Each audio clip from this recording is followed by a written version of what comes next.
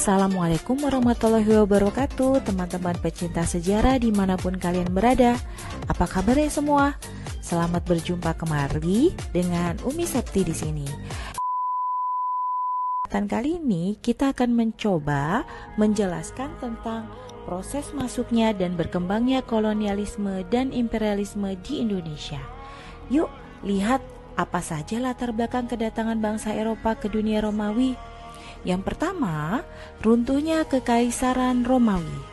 Kekaisaran Romawi merupakan kekaisaran yang terletak di Eropa, tepatnya kini ada di negara Italia yang beribu kota di Roma. Kekaisaran Romawi ini mengalami kejayaan pada masa pemerintahan Kaisar Octavianus, di mana kekuasaannya hampir meliputi seluruh Eropa, Afrika Utara, dan Afrika Barat. Namun setelah runtuhnya Kekaisaran Romawi ini pada tahun 476 Masehi berakibat pada kemunduran jaringan perdagangan antara Asia dengan Eropa yang mengakibatkan kemudian wilayah tersebut semakin merosot. Zaman kemunduran ini disebut dengan istilah zaman kegelapan atau Dark Age. Latar belakang kedua yaitu Perang Salib. Perang Salib merupakan perang yang melibatkan masyarakat dari Eropa melawan Turki Seljuk dan orang Arab. Perang ini disebut Perang Salib oleh orang Kristen dan Perang Suci oleh orang Muslim. Perang ini berlangsung selama 200 tahun dan terbagi menjadi 7 periode. Perang ini disebabkan karena perebutan kota Yerusalem. Akhirnya kota ini dapat direbut kembali dari tangan Raja Kristen yang telah berkuasa selama 100 tahun dalam Perang Kitin. Pahlawan Islam yang terkenal ini bernama Salahuddin Al-Ayyubi. Bangsa Barat masih tidak tinggal diam. Oh my God!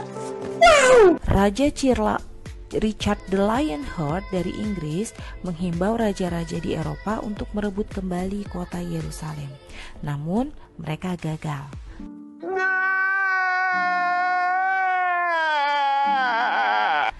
Apa saja sih faktor penyebab Perang Salib? Yuk lihat yuk, ada 3 faktor penyebab Perang Salib. Yang pertama, larangan bagi peziarah Kristen untuk mengunjungi Yerusalem. Yang kedua, jatuhnya dinasti Umayyah di Spanyol yang telah 7 abad berkuasa. Yang ketiga, Paus Urbanus berusaha untuk mempersatukan kembali gereja Roma dengan gereja Romawi Timur, seperti di Konstantinopel, Yerusalem, dan Alexandria. Lalu, dampak Perang Salib apa saja? Nah, dampak dari Perang Salib ini juga ada 3. Yang pertama, jalur perdagangan antara Eropa dan Timur Tengah menjadi terputus. Yang kedua, bangsa Eropa berlomba mengejar ketertinggalan dengan pengembangan iptek. Yang ketiga, adanya motif balas dendam di kalangan orang-orang Kristen terhadap orang Muslim karena kekalahannya dalam peperangan di dunia timur dalam rangka menguasai jalur perdagangan. Stop it. Get some help. Sudah 2 nih latar belakang dari kedatangan bangsa Eropa ke dunia timur. Kemudian latar belakang yang ketiga adalah jatuhnya Konstantinopel di Turki Utsmani. Oke, Turki Utsmani ini itu ada yang dinasti terakhir bernama dinasti Ottoman. Oke, pada tahun 1453, Khalifah Utsmaniyah yang berpusat di Turki berhasil menguasai Konstantinopel yang sebelumnya termasuk wilayah kekuasaan kerajaan Romawi masa Bizantium. Jatuhnya Konstantinopel yang dipimpin oleh Sultan Muhammad II telah menimbulkan kesulitan mendapat akses berdagang bagi bangsa Eropa di kota pelabuhan Istanbul. Dulunya Konstantinopel ya namanya. Wait a minute. Karena kebijakan dari kerajaan Turki Utsmani yang melarang pedagang-pedagang Eropa masuk ke dalam Istanbul menyebabkan bangsa Eropa harus mencari jalan lain untuk mendapatkan barang rempah-rempah atau barang untuk kebutuhan mereka. Nah, itu sudah 3 latar belakang dari kedatangan bangsa Eropa ke dunia timur. Sekarang Yuk bahas dengan Umi Septi tentang penjelajahan samudra. Oke, di sini ada faktor pendorong penjelajahan samudra. Ada banyak sekali faktor pendorong penjelajahan samudra. Yang pertama, adanya semangat penaklukan atau yang disebut dengan reconquista terhadap orang-orang yang beragama Islam. Yang kedua, jatuhnya Konstantinopel, ibu kota imperium, ke tangan dinasti Utsmani Turki.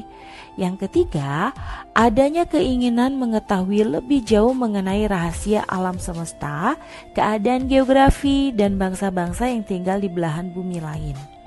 Yang keempat, adanya keinginan untuk mendapatkan rempah-rempah.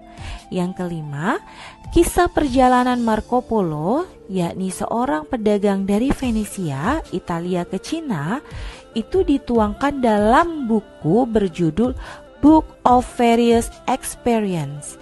Buku ini kemudian dibaca oleh bangsa-bangsa Eropa lainnya dan membuat inspirasi mereka untuk melakukan penjelajahan samudra. Kemudian keenam, alasannya ingin memperoleh keuntungan atau kekayaan yang sebanyak-banyaknya. Ketujuh, adanya teori Kopernikus dan Galileo dan Galilei bahwa bumi itu bulat. Lalu ada juga faktor pendorong lain karena semangat 3G, gold, glory, dan gospel. Apa sih? Gold itu adalah emas, glory itu kejayaan, gospel itu penyebaran agama Nasrani. Faktor yang terakhir itu adalah karena kemajuan di bidang iptek dalam hal pembuatan kapal dan navigasi. Navigasi ini contohnya adalah penemuan kompas. Oke, itu adalah faktor pendorong penjelajahan samudra. Kalian mau tahu nggak siapa saja tokoh-tokoh penjelajahan samudra?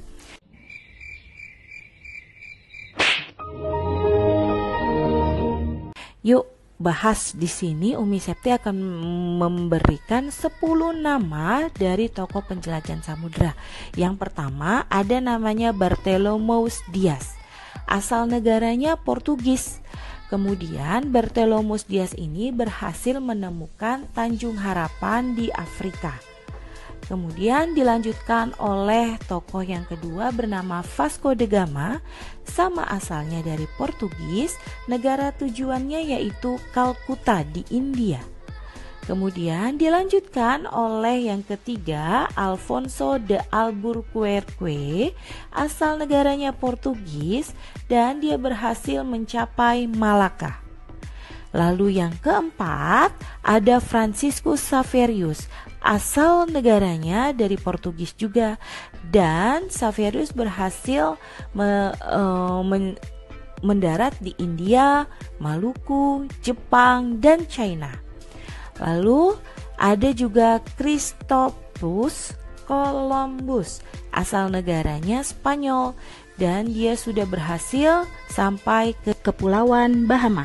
Lalu ada Pizarro. Pizarro ini asalnya dari Spanyol dan dia berhasil ke negara tujuan suku India di Peru.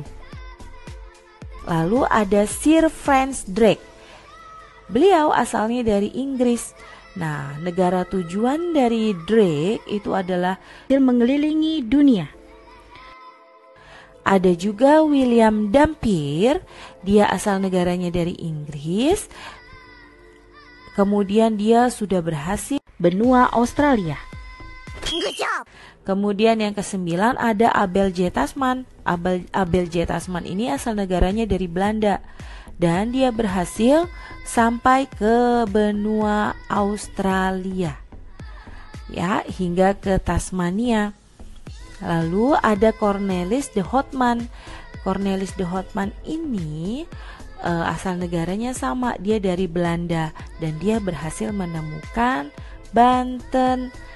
Oke, itu sudah tokoh penjelajahan samudra. Untuk materi selanjutnya di pertemuan selanjutnya ya, di video selanjutnya.